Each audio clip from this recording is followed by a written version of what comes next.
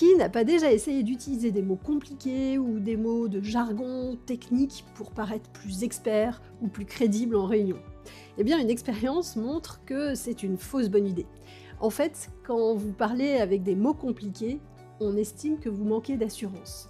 Dans cette vidéo, je vous montre pourquoi la simplicité, c'est votre plus grand signe d'intelligence. L'expérience est celle-ci. Daniel Oppenheimer a pris des textes et a remplacé certains mots simples par des synonymes beaucoup plus compliqués. Et ensuite, il a demandé à des participants d'évaluer l'intelligence de l'auteur. Eh bien, le résultat est sans appel. Les auteurs des textes avec les mots simples ont été jugés beaucoup plus intelligents que les auteurs des textes avec les mots compliqués. Pourquoi ? Parce qu'en fait, le cerveau associe la clarté à la maîtrise du sujet. C'est ce qu'on appelle la fluidité cognitive. Quand le cerveau comprend un message sans effort, il se sent bien et il accorde sa confiance.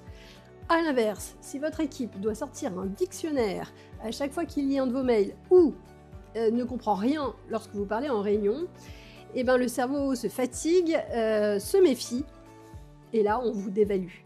En fait, le jargon, c'est considéré comme un écran de fumée utilisé par ceux qui sont pas clairs avec leurs propres idées.